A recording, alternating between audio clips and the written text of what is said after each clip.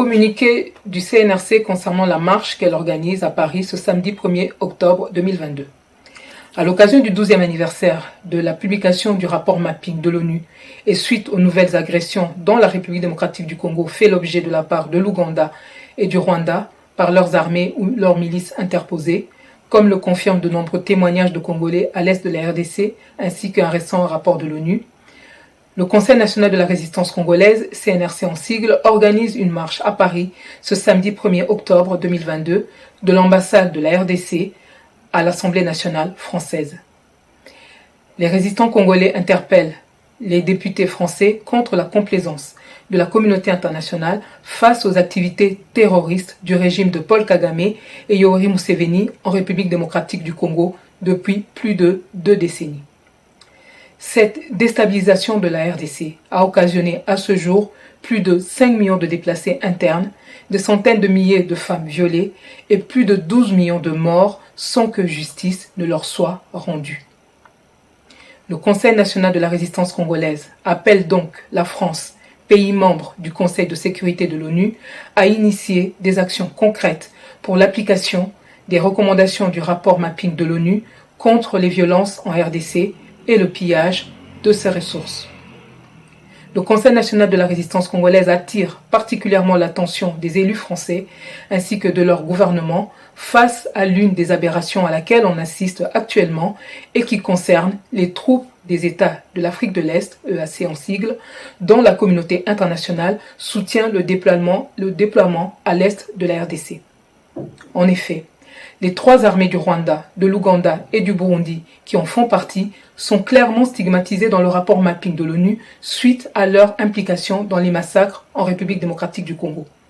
Il est donc absolument incompréhensible et inacceptable que ces troupes puissent revenir, même soi-disant officiellement, sur le territoire de la République démocratique du Congo. Leur présence met clairement en péril les survivants des massacres, les témoins et les preuves des crimes déjà commis par ces armées sur notre territoire. L'accord du gouvernement congolais pour une telle forfaiture confirme de manière évidente sa qualité de complice et donc de première source d'insécurité pour les Congolais. Le silence du Parlement congolais à ce sujet et concernant tous les autres actes posés par M. Félix Tshisekedi ou son prédécesseur et leurs différents ministres traduit de manière évidente leur complicité dans cette mise à mort programmée de l'État congolais suite au processus d'occupation et de balkanisation en cours en République démocratique du Congo depuis plus de 2 décennies.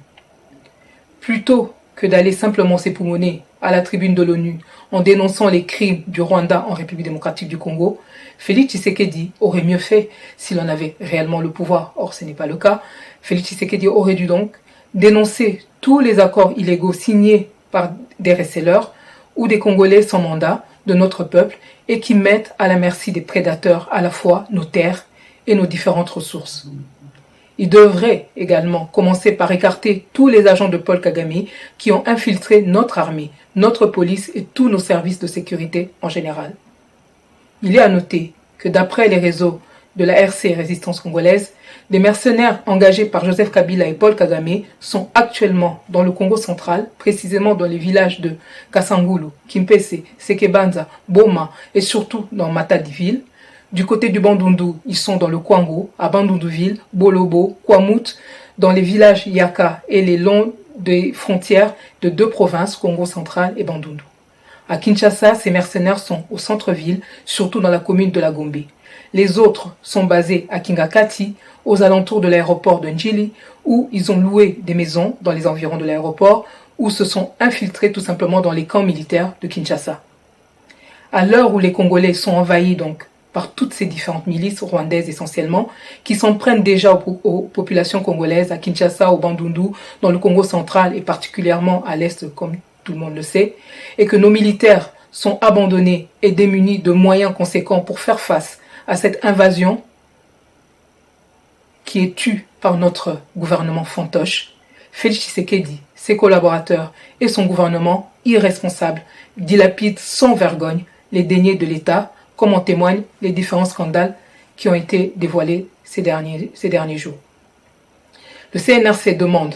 donc aux élus français d'initier des actions appuyant la volonté du peuple congolais de tourner définitivement la page d'une prétendue élite congolaise au pouvoir qui ne cesse d'hypothéquer l'avenir de nos populations et pour que justice soit enfin rendue pour nos millions de victimes de cette barbarie qui perdure en RDC.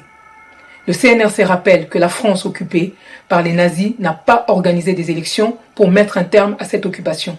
Aucun pays occupé au monde n'a jamais été libéré par des élections. Il n'y a donc pas de raison pour que la République démocratique du Congo accepte chez elle ce qu'aucun pays sérieux au monde n'accepterait chez lui.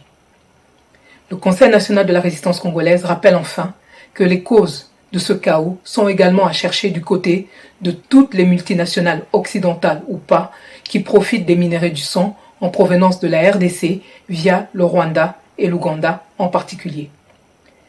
À ce sujet, le peuple congolais attend donc également une action plus significative de la part de l'Union européenne et espère que les députés français et leur gouvernement auront à cœur d'agir plus concrètement en ce sens car, quoi qu'il arrive, rien n'arrêtera la résistance congolaise qui a décidé de se lever pour sauver la République démocratique du Congo.